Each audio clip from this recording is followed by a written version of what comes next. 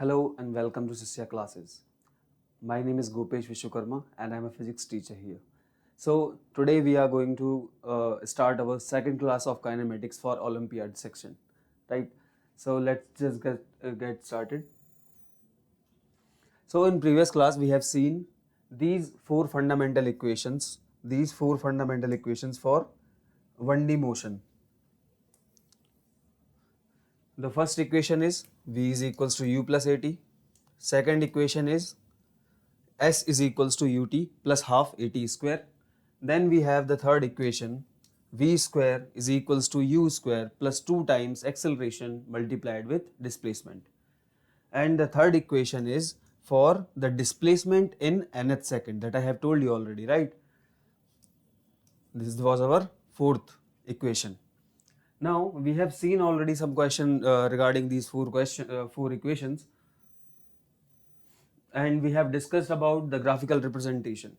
Means if we have given a graph between position and time, अगर position और time के बीच में ग्राफ दिया हो तो उसकी स्लोप हमें क्या बताती है? वेलोसिटी, है ना? अगर वहीं पे हम एक्सेलरेशन की बात करें, अगर पोजीशन टाइम ग्राफ लीनियर है, जैसे आप यहाँ पे देख सकते हैं ये लीनियर ग्राफ है, तो लीनियर ग्राफ का एक्सेलरेशन क्या होगा?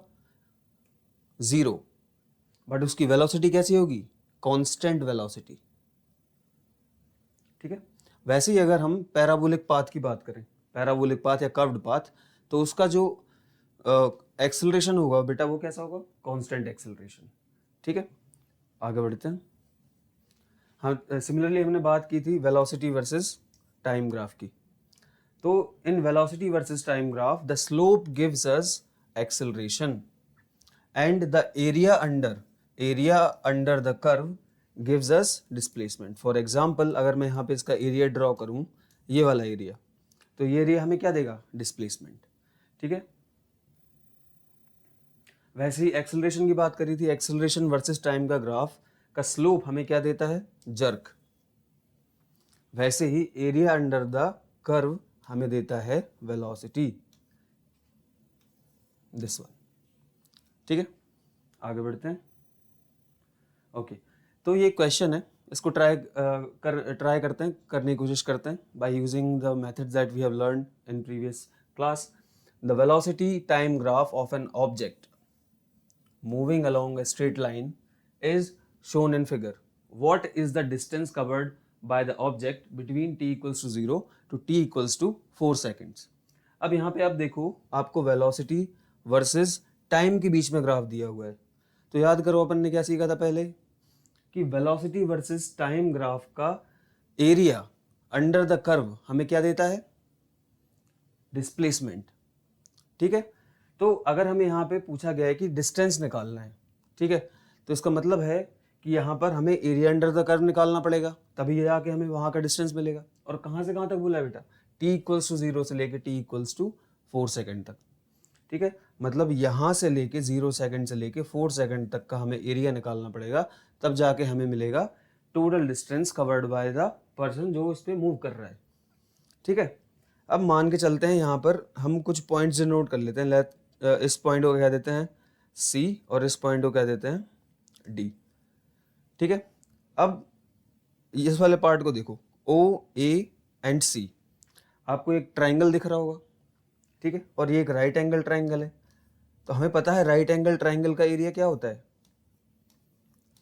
Is half multiply base into height.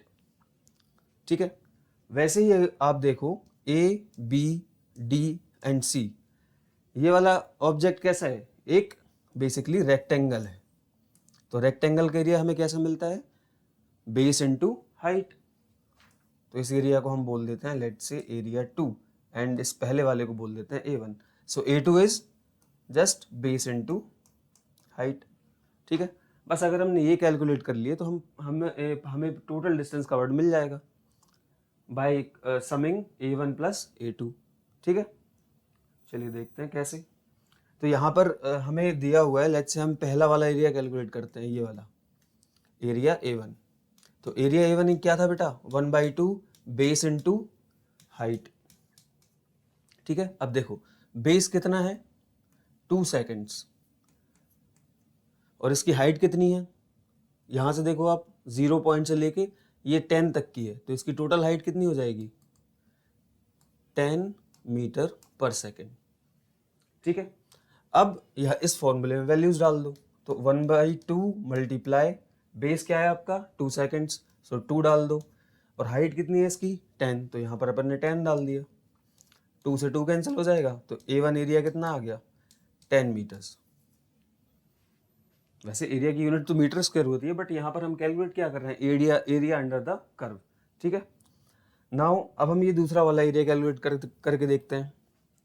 मतलब अगर इसको बोला था C और इसको बोला था हमने D, तो एरिया ऑफ ABDC रेक्टेंगल का एरिया क्या हमने निकाला था A2 is equals to base into height. तो यहाँ पर बेस कितना है बेटा, अगर यहाँ पे देखोगे तो ये कितना कहाँ से चला है 2 से 4 सेकंड तक चला है। ठीक है, तो इसका ये वाला बेस कितना हो जाएगा टोटल 2 सेकंड्स, और हाइट तो यहाँ पे भी 10 थी और यहाँ पर भी 10 है। ठीक है, तो इसको लिख दो आप सीधा 2 × 10, तो ये हो गया कितना 20। ठीक है, अब इन दोनों का सम कर दो A1 और A2 का, A1 + A2 कितना हो जाएगा बेटा 10 + 20 विल बी 30।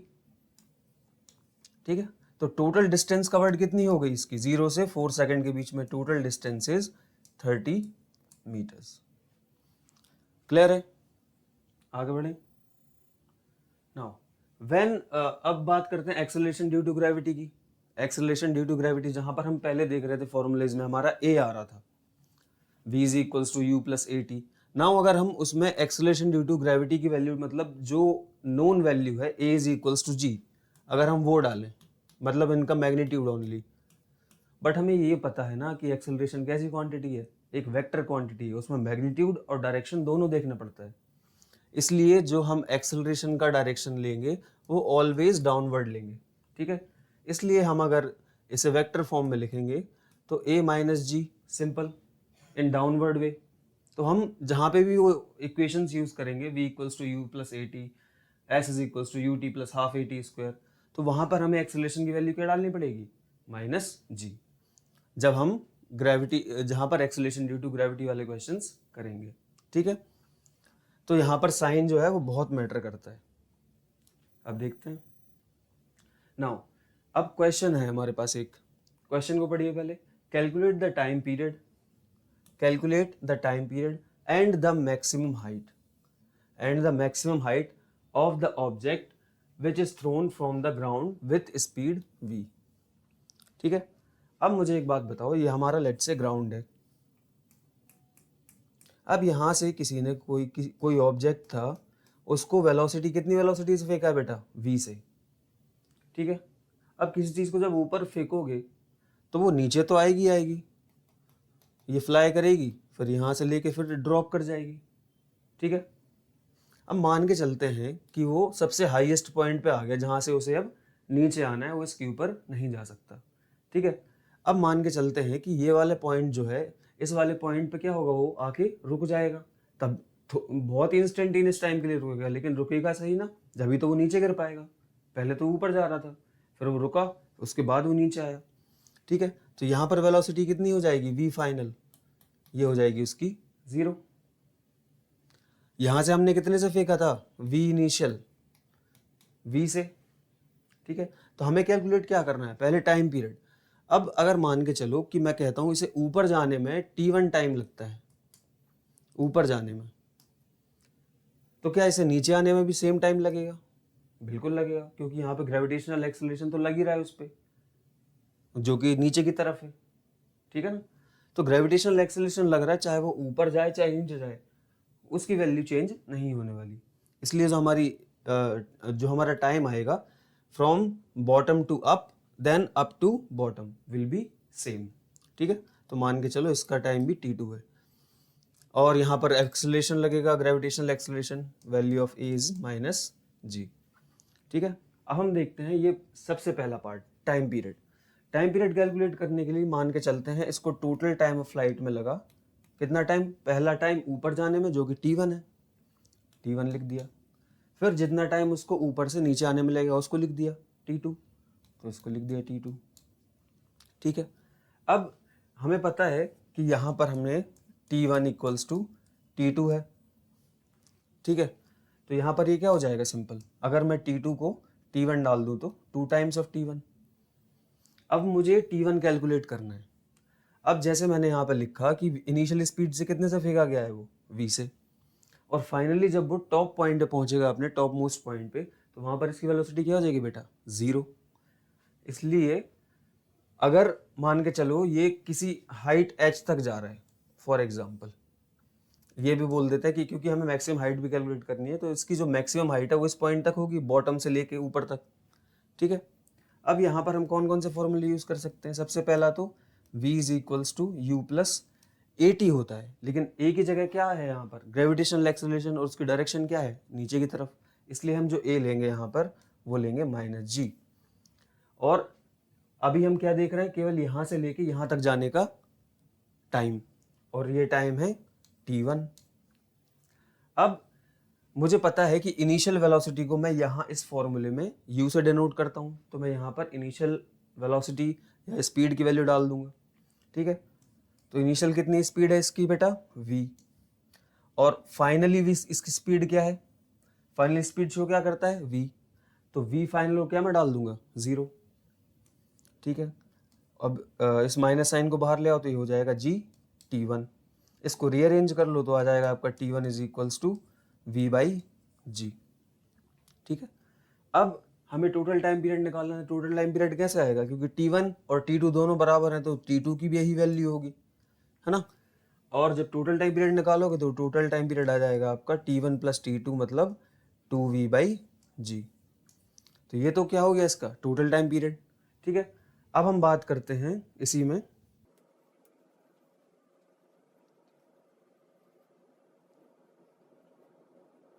अब हम बात करते हैं इसमें कि ये कितनी हाइट तक गया, इसकी मैक्सिमम हाइट क्या होगी। तो उसके लिए हम कौन सा फॉर्मूला यूज कर सकते हैं, हमें पता है कि हम इसमें एक फॉर्मूला जो है वो यूज कर सकते हैं, v square is equals to U square plus 2 times acceleration into displacement. अब यहाँ पर हमारे पास दो क्वांटिटीज हैं, एक है एक्सेलरेशन और एक है डिस्प्लेसमेंट, दोनों की दोनों कैसी हैं, एक वेक्टर क्वांटिटी है, ठीक है। तो हम हमेशा ये मानते हैं कि अगर हम ग्राउंड से ऊपर की तरफ जा रहे हैं तो वहाँ पे डिस्प्लेसमेंट कैसा होगा, पॉजिटिव, और ग्राउंड से अगर नीचे की तरफ आ रहे हैं या रेफरेंस पॉइंट से अगर नीचे की तरफ आ रहे हैं तो वहाँ पर हमारा डिस्प्लेसमेंट क्या होगा, नेगेटिव।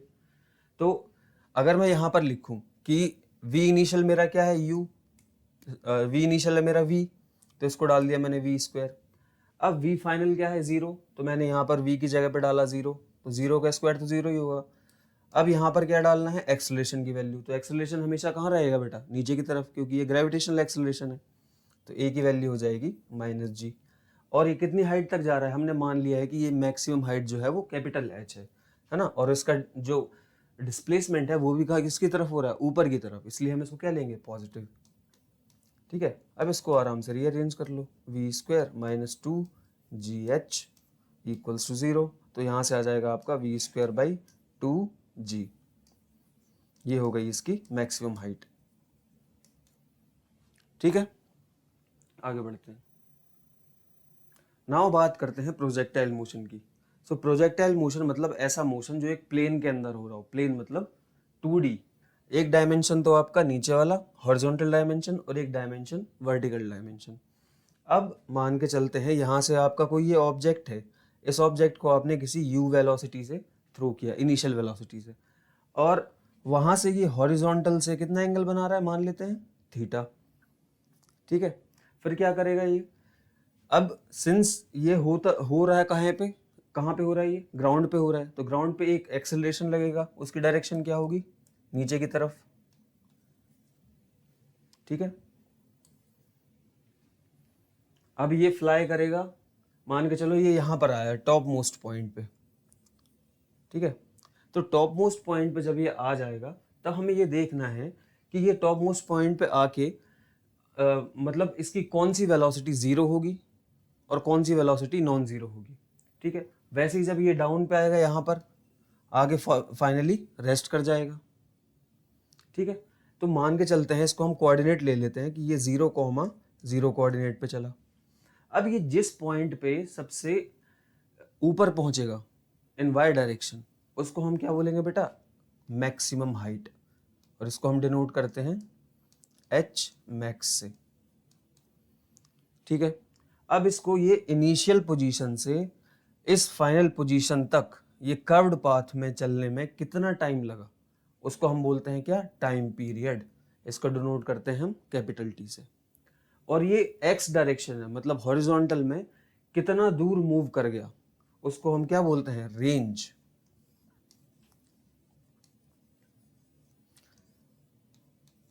अब अगर मैं इस पॉइंट को डिनोट करूं तो इसको मैं बोल देता हूं, लेट्स से कि ये एक्स डायरेक्शन में आर डिस्टेंस चल गया, मतलब टोटल रेंज चल गया, है ना। और वाई का कोऑर्डिनेट यहाँ पे क्या होगा बेटा, 0। तो यहाँ पर ये टोटल चलेगा आर कोमा, इसका क्या हो जाएगा कोऑर्डिनेट, आर कोमा 0। ठीक है, नाउ अब हम बात करते हैं कि हम इसकी ये कैपिटल टी, एच मैक्स और रेंज वगैरह कैसे निकालते हैं। ठीक है, अब हमें पता है कि जब भी ये जो कोई भी ऑब्जेक्ट है, अगर वो किसी वेलोसिटी से फेंका जा रहा है तो वेलोसिटी क्या है, एक वेक्टर क्वांटिटी। आप उसे वेक्टर रेजोल्यूशन ले सकते हो हॉरिजॉन्टल डायरेक्शन में और वर्टिकल डायरेक्शन में। तो इसका हॉरिजॉन्टल डायरेक्शन में जो रेजोल्यूशन होगा उसे हम बोलेंगे क्या, यू एक्स, एंड इसकी वैल्यू क्या होगी, you of cos of theta. और जो इसका वर्टिकल कंपोनेंट होगा वो होगा क्या, यू ऑफ वाई, इसकी वैल्यू क्या होगी, यू ऑफ साइन थीटा। ठीक है, अब मुझे अब एक बात सोच के देखो, या मुझे एक बात बताओ कि जब ये प्रोजेक्टाइल आगे की तरफ बढ़ रहा है तो इसे कौन सा कंपोनेंट ऑफ वेलोसिटी है जो इसको ऊपर की तरफ बढ़ा रहा है, ऑब्वियसली यू वाई, ये इसको ऊपर पहुंचाएगा। ठीक है, और यू एक्स क्या करने वाला है, यहाँ पर यू एक्स को इसको आगे की तरफ चलाएगा। ठीक है, इसलिए ये क्या लेगा, एक कर्व्ड पाथ आगे की तरफ जाके फिर फाइनली ये गिर जाएगा। ठीक है, तो अब हम पहले ये देख लेते हैं कि इसमें कौन कौन सी चीज़ें कांस्टेंट रहने वाली है और कौन कौन सी चीज़ें चेंज होंगी। तो हम इसमें सबसे पहले काइनेमेटिक्स की फर्स्ट इक्वेशन लगाते हैं, वो है v is equals to U plus A T. ठीक है, अब मुझे ये चीज़ तो पता है कि अगर मैं यहाँ पर यू एक्स और यू वाई दोनों देख रहा हूँ, मतलब मुझे इस वाले फॉर्मूले को दो कंपोनेंट में तोड़ना पड़ेगा, एक तो किस में, हॉरिजॉन्टल में, और एक किस में, वर्टिकल में। ठीक है, अब अगर मैं इसको हॉरिजॉन्टल में तोड़ूंगा तो इसको लिखूंगा क्या, V x is equals to you X plus acceleration in X direction into time. ठीक है, अब मुझे एक बात बताओ, यहाँ पर जो एक्सेलरेशन है वो ग्रेविटेशनल एक्सेलरेशन है, और वो किस डायरेक्शन में है, वाई की डायरेक्शन में। यहाँ पर ए की डायरेक्शन में तो कोई एक्सेलरेशन नहीं है, नहीं ए एक्स की डायरेक्शन में या एक्स की डायरेक्शन में हॉरिजॉन्टली, तो ए एक्स क्या होगा बेटा, यहाँ पर 0। तो ए एक्स को लिख दो आप सिंपल 0, इसलिए वी एक्स जो हो जाएगा क्या, यू एक्स। मतलब किसी भी पॉइंट पे अगर आप आओगे ना तो वहां पर यू एक्स सेम ही रहने वाला है, हर पॉइंट पे जो है वो यू एक्स सेम रहने वाला है।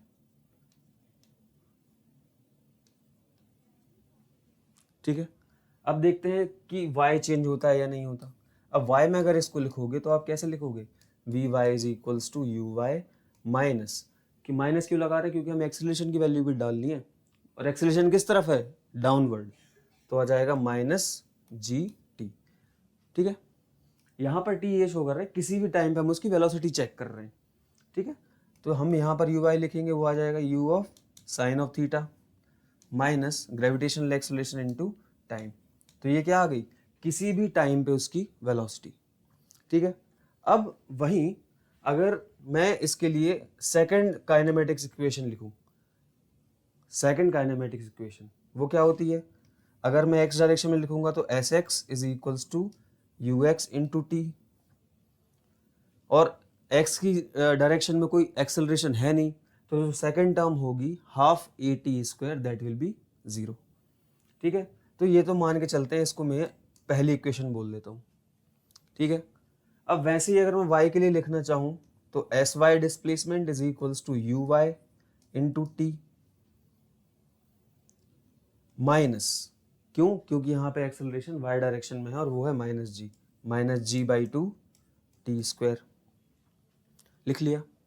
अब देखते हैं कि हम एस वाई को और कैसे यूज कर सकते हैं।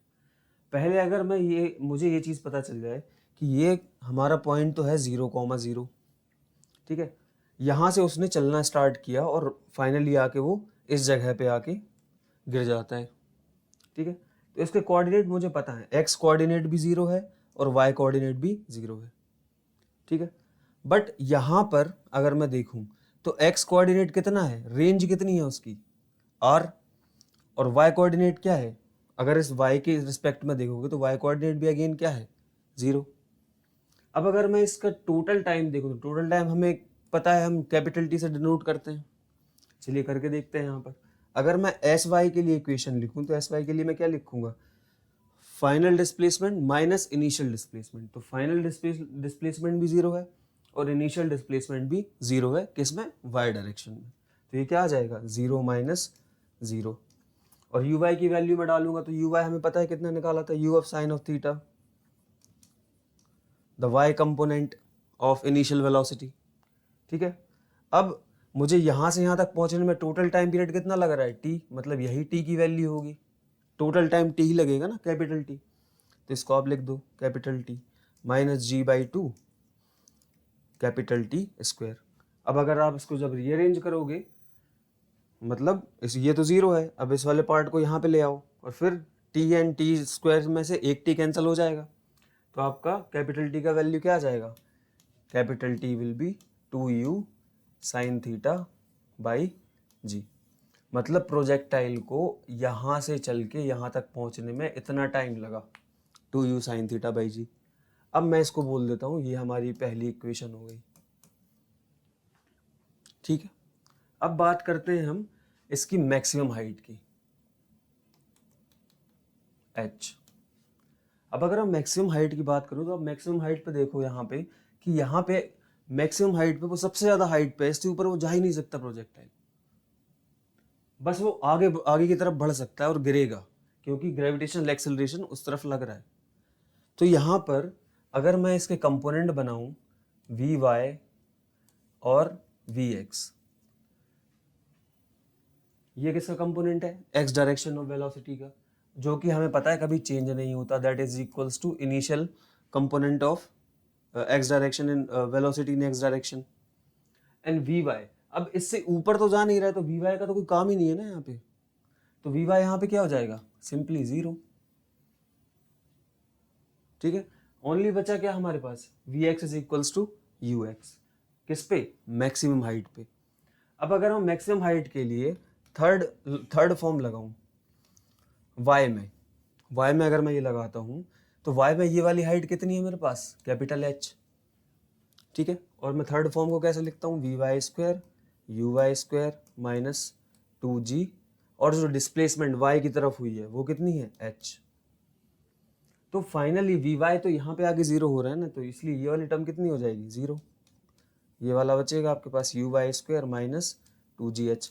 अब आप इसको रीअरेंज कर लो तो h कितना हो जाएगा, U Y square divided by 2g, ठीक है। अब यू वाई हमें पता है कितना है, U of sine of theta whole square divided by 2g, ठीक है। नाउ इसको मैं और कैसे लिख सकता हूँ, you square sine square theta divided by 2g। तो ये किसका फॉर्मूला आ गया बेटा हमारे पास, मैक्सिमम हाइट का, कि प्रोजेक्टाइल की मैक्सिमम हाइट क्या होने वाली है, ठीक है। अब बात करते हैं हम इसकी रेंज की। अब हमें पता है रेंज मतलब जहां से उसने चलना स्टार्ट किया और जहां पे जाके फाइनली वो गिरा, उनके बीच की डिस्टेंस, इसी को बोलते हैं हम रेंज। अब अगर किसी भी पार्टिकल को कोई वेलोसिटी इस डायरेक्शन में मूव करेगी तो वो क्या है, यू एक्स, यहाँ पर भी यू एक्स, यहाँ पर भी यू एक्स। तो रेंज कौन दिला रहा है, रेंज दिलाने वाला कंपोनेंट वेलोसिटी का कौन सा है, यू ऑफ एक्स, ठीक है। अब अगर मैं वो निकालूं यहाँ पर तो मैं क्या लिखूंगा कि सबसे पहले तो आपको ये पता होगा velocity is equals to distance upon time, ठीक है। अब मुझे इसको अगर मैं इसमें अप्लाई करूँ इस वाले फॉर्म में, तो यहाँ पर मुझे कितनी डिस्टेंस चलनी है, r, और मुझे टोटल टाइम कितना लग रहा है, कैपिटल T, क्योंकि यहाँ से यहाँ तक जाने में टाइम तो T ही लग रहा है ना, कैपिटल T, ठीक है। और यहाँ पे मुझे चलाने वाली वेलोसिटी कौन सी है, u ऑफ x, तो यहाँ पर u ऑफ x लिखो। तो u ऑफ x क्या था, u of cos of theta is equals to r by capital T। तो हम r निकालेंगे तो हमें मिल जाएगा u of cos of theta, और कैपिटल T की वैल्यू भी हमें पता है 2 times u sign theta by g। ठीक है, अब एक ट्रिग्नोमेट्रिक रूल है, उसको ऐसे लिखते हैं 2 of sine theta cos theta is equals to sine of 2 theta. इसको आप याद कर सकते हो चाहो तो फाइनली यहाँ से u और यहाँ से u आएगा तो ये क्या हो जाएगा u स्क्वायर, और ये आएगा 2 ऑफ साइन थीटा और कॉस थीटा, तो बिल के क्या बन जाएगा sine of 2 theta divided by g। So this is the value of range। तो हमें यहाँ से फॉर्मूले मिल गए टाइम पीरियड के, रेंज के, और टाइम पीरियड, रेंज और मैक्सिमम हाइट के। ठीक है, अब देखते हैं कि the range of a projectile is maximum when the angle of projection is.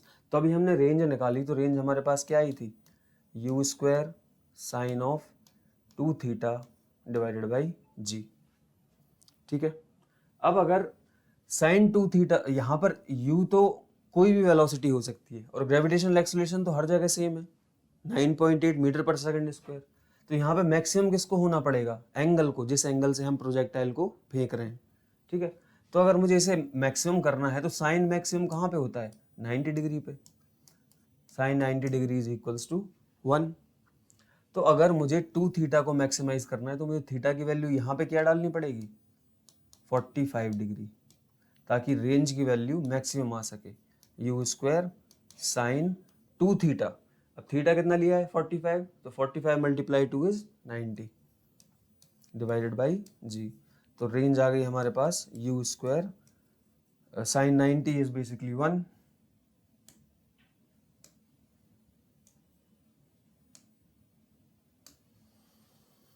So u square by g।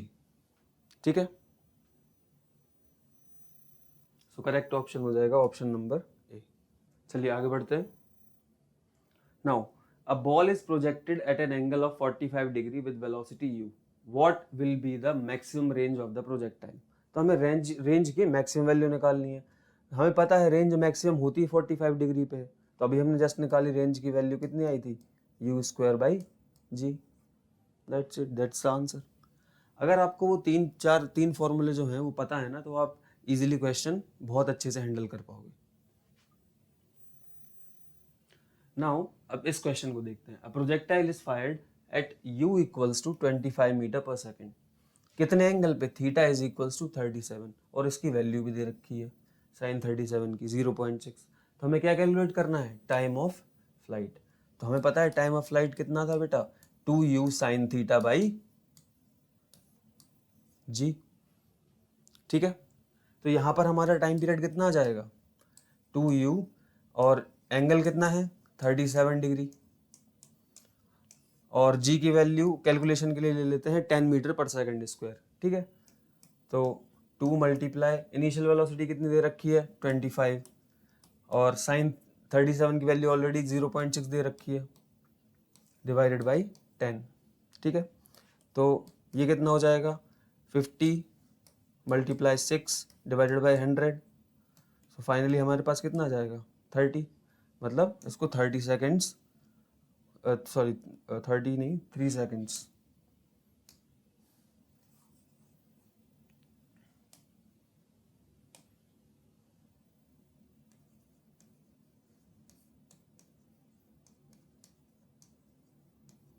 तो इसकी टाइम ऑफ फ्लाइट कितनी होगी 3 सेकेंड्स। नाउ अब बात करते हैं यूनिफॉर्म सर्कुलर मोशन की। तो यूनिफॉर्म सर्कुलर मोशन की सबसे पहले हम क्या देखते हैं definition. A uniform circular motion is a motion in which speed remain constant but direction of velocity changes continuously. अब इसका क्या मतलब है, स्पीड का मतलब होता है सिर्फ मैग्नीट्यूड, बट वेलोसिटी का मतलब क्या होता है मैग्नीट्यूड प्लस डायरेक्शन। अब जैसे यहाँ पर देखो है ना, तो अब मान के चलो ये कार कितनी स्पीड से चल रही है 30 मीटर पर सेकंड की, है ना, 30 मीटर पर सेकंड से ये पूरे ट्रैक पे गोल गोल घूम रही है। अब उस ट्रैक का रेडियस ही मान लेते हैं कि वो रेडियस कितना है r, ठीक है। अब कभी ये यहाँ पे थी, मान के चलो कुछ देर बाद ये यहाँ पर आ गई, तो इसकी स्पीड इसने चेंज नहीं करी, स्पीड तो सेम रही 30 मीटर पर सेकेंड। बट यहाँ पर क्या होगा, इसकी वेलोसिटी का डायरेक्शन जो है वो चेंज हो जाएगा। पहले वेलोसिटी का डायरेक्शन इस डायरेक्शन में था, फिर वेलोसिटी का डायरेक्शन ये हो गया, तो वेलोसिटी का डायरेक्शन कंटिन्यूअसली जो है वो चेंज हो रहा है, ठीक है। नाउ सेकंड पॉइंट देखते हैं, speed is not changing during the motion. वो हमने देख ही लिया है कि स्पीड चेंज नहीं होगी, ओनली क्या चेंज होगी, वेलोसिटी। एंड यहाँ पर एक एक्सेलरेशन भी लगेगा सेंटर की तरफ, जैसे हम बोलेंगे क्या, centripetal acceleration. And it's centripetal acceleration की वैल्यू होती है speed square divided by its radius. चलिए, a boy is moving in a circular path of radius 2 metre. पहले बना ही लेते हैं।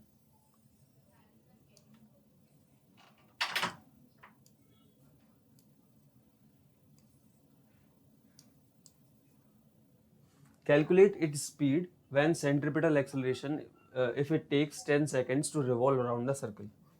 तो इसको टाइम कितना लग रहा है, टोटल टाइम यहाँ से जाके वापस इसी जगह पे आने में, capital T is equals to 10 seconds, ठीक है। तो उसने क्या क्या पूछा है, कैलकुलेट इट्स स्पीड। अब सबसे पहले अगर हमें स्पीड कैलकुलेट करनी है तो स्पीड के लिए तो हमें ये पता होना चाहिए ना कि इस पूरे पाथ का डिस्टेंस क्या है। तो ये पाथ कैसा है, सर्कुलर पाथ, और हमें पता है सर्कुलर पाथ की पेरिफेरी क्या होती है, 2 पाई टाइम्स r। तो हम यहाँ पर लिखेंगे speed is equals to distance, और वो कितने टाइम में चल रहा है तो लिखा ही हुआ है, इनटू डिवाइडेड बाय टाइम। तो जो पूरी डिस्टेंस कवर करेगा वो कितनी हो जाएगी, 2 पाई r डिवाइडेड बाय 10 सेकेंड्स। अब रेडियस भी उसने दे रखा है, 2 मीटर है, तो यहाँ पर 2 पाई मल्टीप्लाई 2 डिवाइडेड बाई 10, तो आपका ये स्पीड आ गया 4/10 पाई। और अच्छे से लिखना चाहो तो इसको लिखो 2/5 पाई, ठीक है। नेक्स्ट इसने क्या पूछा है, सेंट्रीपिटल एक्सेलरेशन। सेंट्रीपिटल एक्सेलरेशन हमें बताना है। सेंट्रीपिटल एक्सेलरेशन कैसे लिखेंगे बेटा, AC is equals to v² by radius, ठीक है। अब जो यहाँ पर v है, v की वैल्यू कितनी है, 2/5 पाई। अगर हम इसका स्क्वायर करें और मल्टीप्लाई में क्या है 1/r, तो r क्या है 1/2, तो लिख दो यहाँ पर सिंपल। इसको जब आप सॉल्व करोगे तो आपका आएगा 4/25 pi square multiply 1/2। This 2 will cancel out this 4/2 times, so ये कितना हो जाएगा AC 2 pi square divided by 25। तो ये इसका सेंट्रीपिटल एक्सेलरेशन हो जाएगा। मतलब सेंट्रीपिटल एक्सेलरेशन की जो डायरेक्शन होगी वो हमेशा सेंटर की तरफ होती है, चाहे पार्टिकल यहाँ पर हो चाहे पार्टिकल यहाँ पर हो तब भी ये होगी, अगर यहाँ पर है तब भी ये होगी, और अगर यहाँ पर है तब भी सेंटर की तरफ ही हमेशा डायरेक्शन होगी। बट इसकी वेलोसिटी क्या है, वो चेंज होती रहेगी। पहले वेलोसिटी ये थी, फिर ये और फिर ये, okay. Now, thank you for your time, and please download the Sister Class app for more learning, for more Olympiad and IIT JEE preparation and school study preparations. Please like, share and subscribe this channel. Thank you very much. Thank you.